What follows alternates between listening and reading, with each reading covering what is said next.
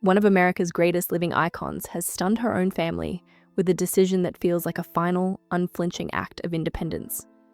Barbra Streisand, worth more than $400 million, has chosen not to follow the traditional path of inheritance.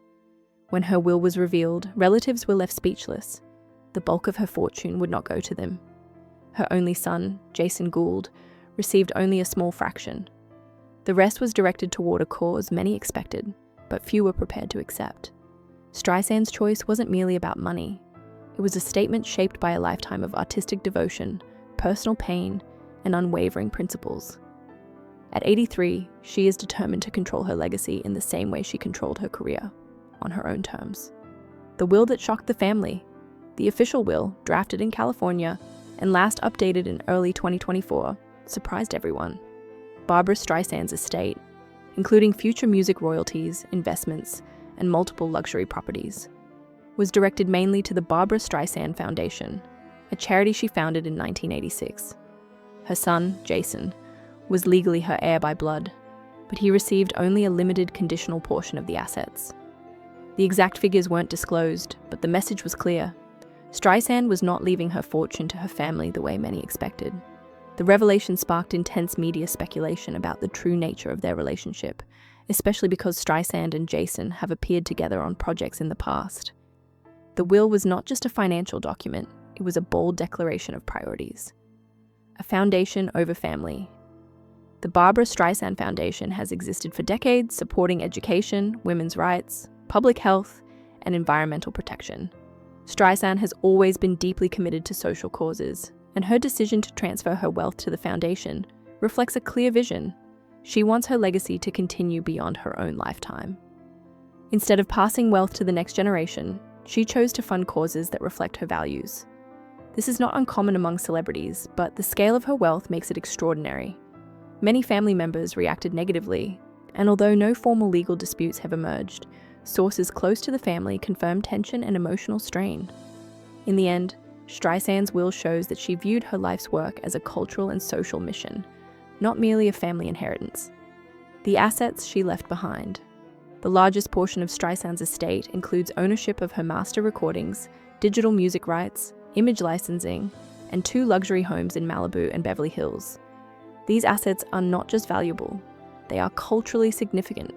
Streisand's music and films have shaped American entertainment for decades, and her estate will continue to generate revenue for years to come. Some assets were placed into a conditional trust to be managed by the foundation, ensuring that they support long-term programs aligned with her mission. The decision to transfer such a major cultural legacy to a foundation instead of a family is rare, and it shows her desire to protect her artistic work from being exploited or misused. She is not simply leaving money, she is shaping how her life's work will be remembered. A childhood of hardship and distance. Barbra Streisand was born on April 24, 1942, in Brooklyn, New York. Her early life was shaped by hardship. Her biological father died when she was only 15 months old, and her mother became the sole caregiver, working long hours to support the family. Streisand grew up in a home marked by emotional distance and criticism. Her mother often expressed doubt about her daughter's future in show business, believing the industry would reject her because of her appearance.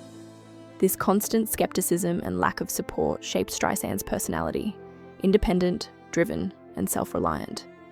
Even later in life, the relationship between Streisand and her mother remained strained. Streisand supported her mother financially, but their emotional distance never fully healed. A rise to iconic status. Streisand's rise began in the early 1960s in New York, where she performed in small clubs and auditioned tirelessly. In 1963, she released her debut album, which won 2 Grammy Awards and launched her into mainstream fame.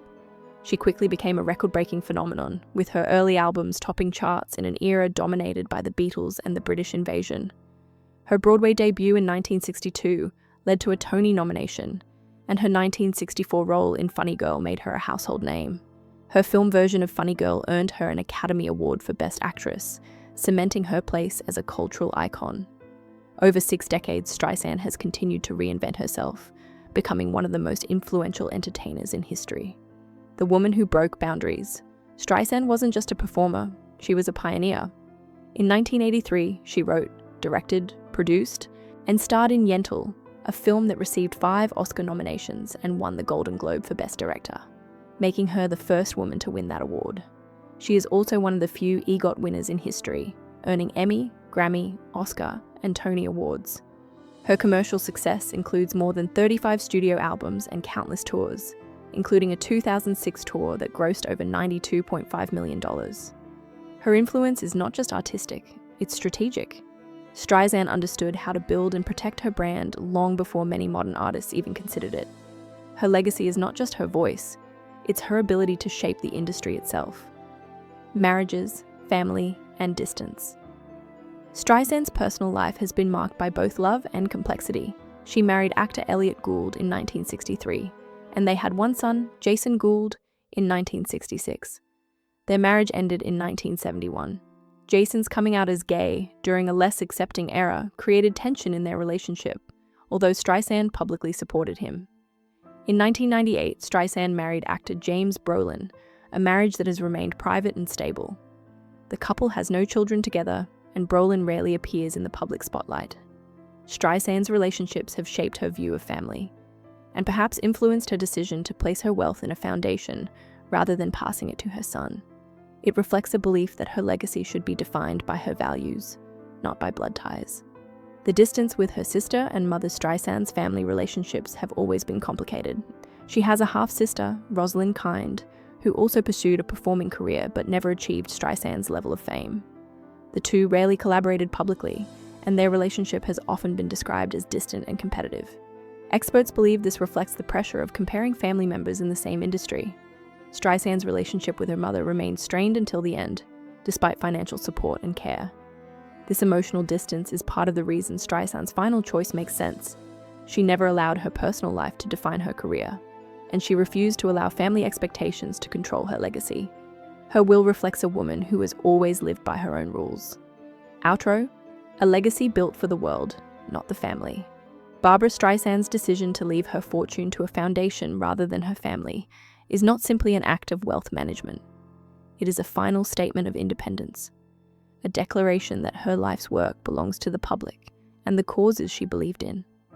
Her will reflects a philosophy she has lived by. Art should serve the world, not just the people closest to us. In choosing the foundation, she ensured that her legacy will continue to support education, women's rights, and the environment long after her voice falls silent. Whether the family approves or not, Streisand has made her final act clear. She will be remembered not only as a performer, but as a woman who refused to compromise, even in death. Her story is a lesson in control, legacy, and the power of choosing your own path.